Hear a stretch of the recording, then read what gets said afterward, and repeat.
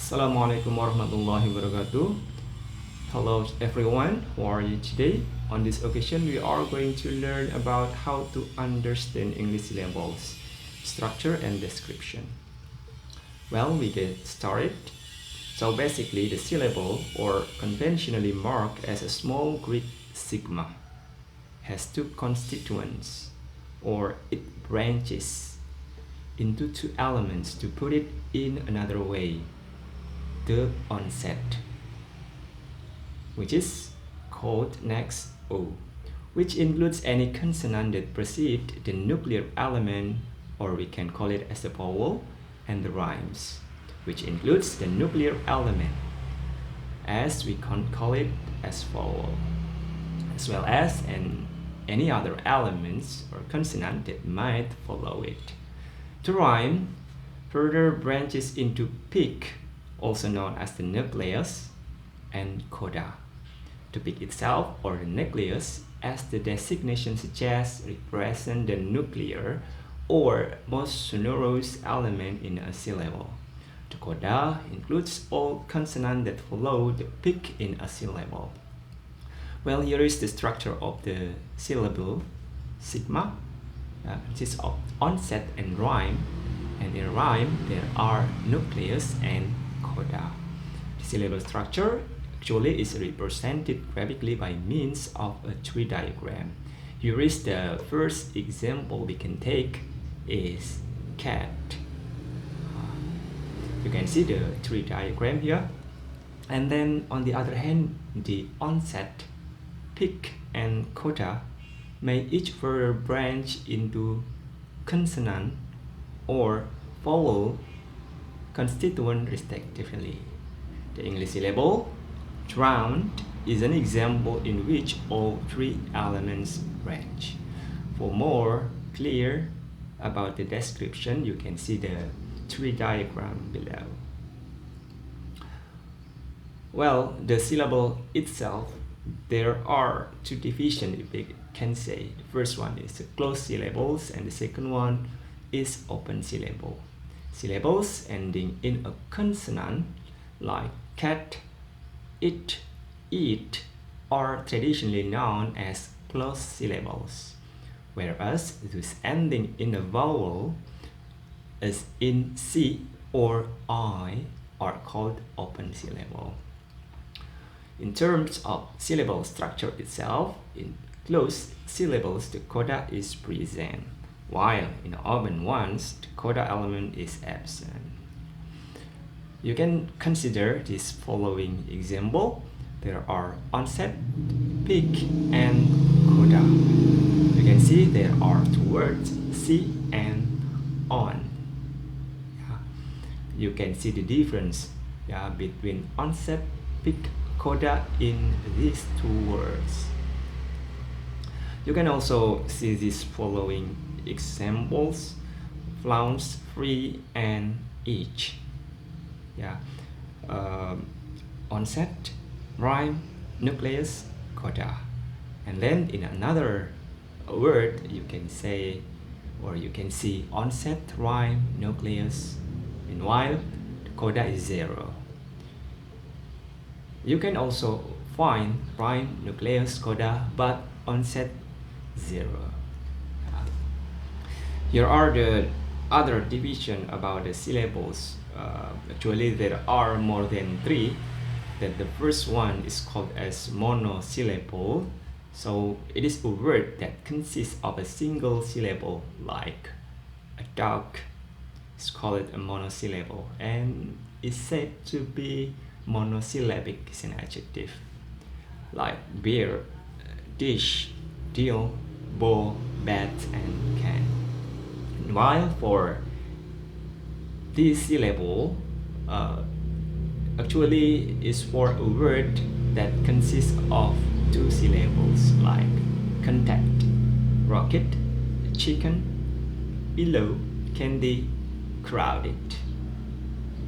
For 3 syllables, actually it is a word of 3 syllables, like beautiful, terrible, horrible, caraveli. Those are the example of 3 syllable. Meanwhile, for the syllable that more than 3, you can say polysyllable, namely refer either to a word of more than 3 syllables or to any word of more than 1 syllable. We can say polysyllables. Here is the diagram of the syllable. Yeah, the syllable, onset, rhyme, and then rhyme consists of nucleus and coda.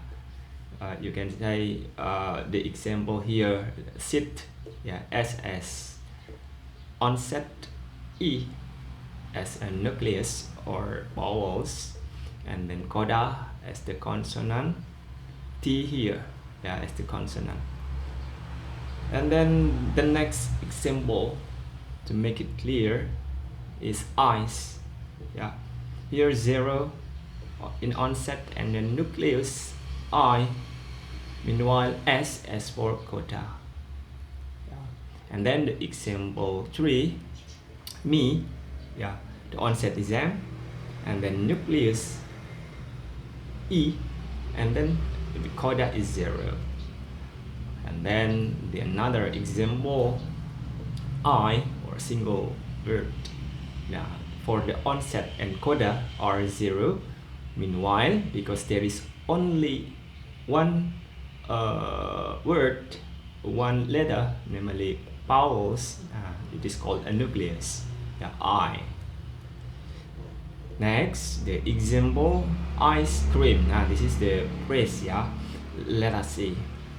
So, ice, the onset is 0, nucleus I, and then the coda or consonant S.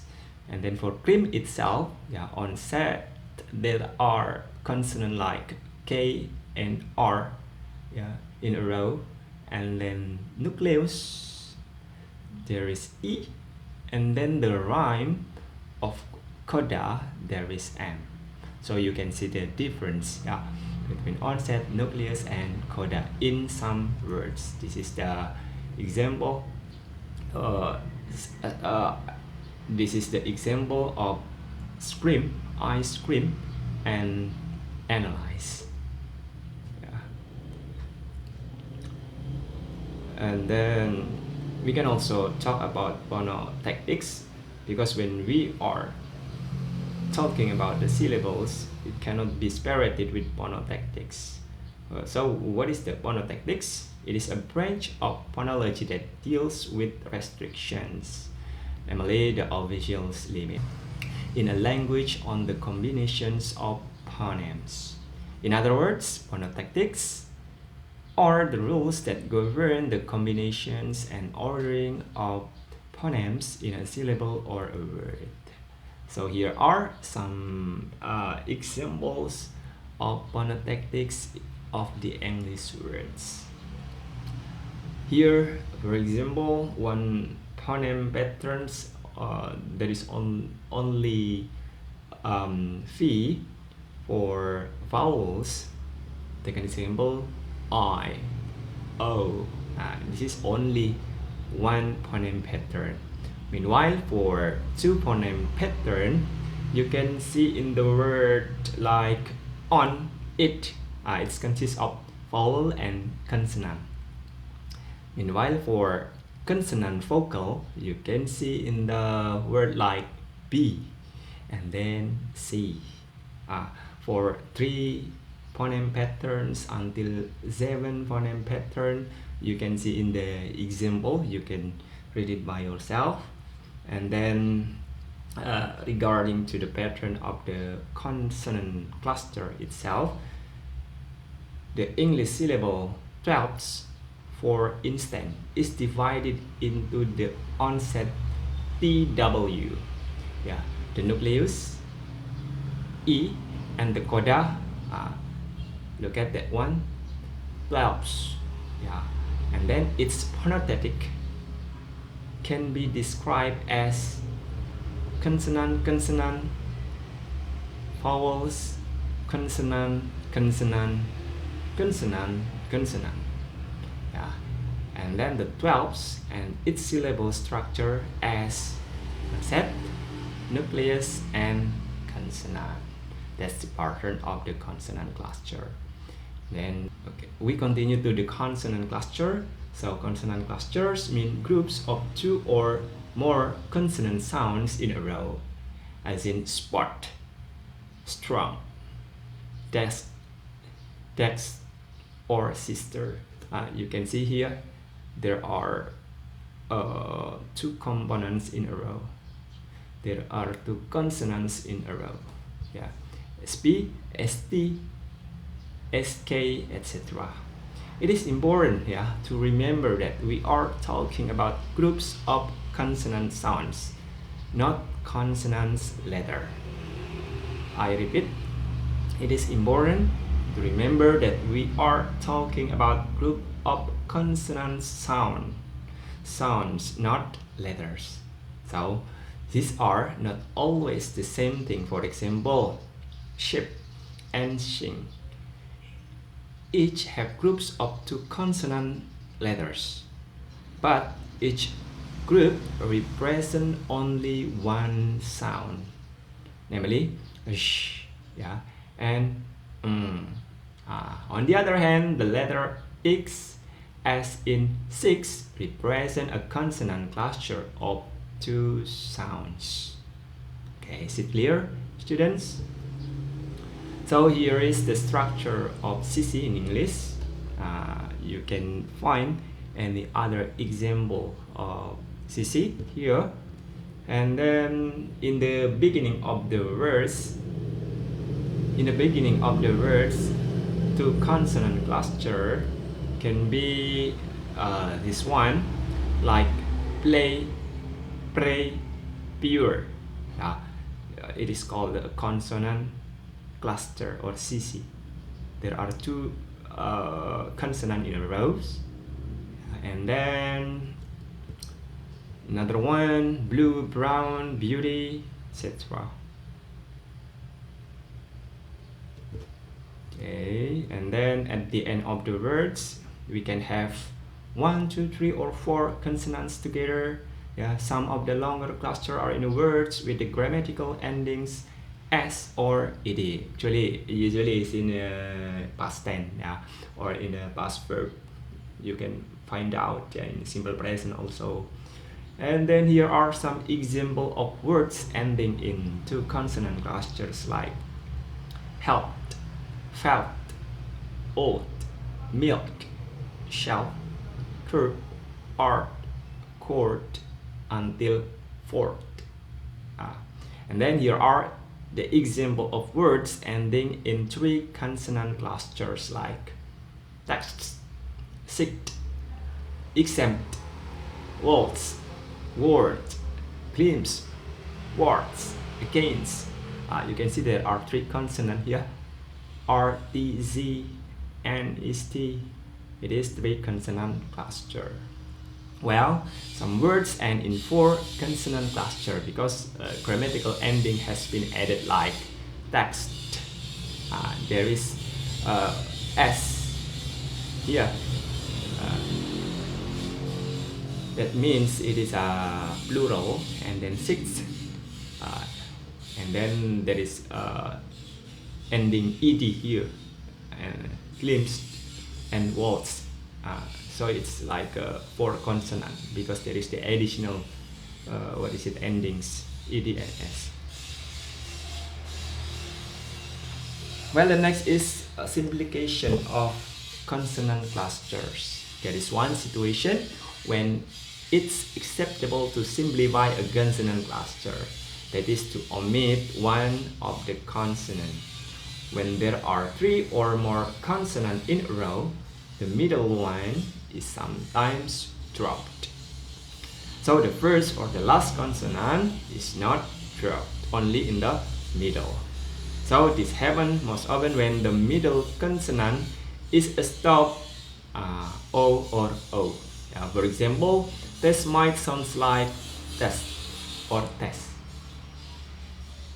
Ask might sound like asked or asked. Months might sound like mines or mans, etc.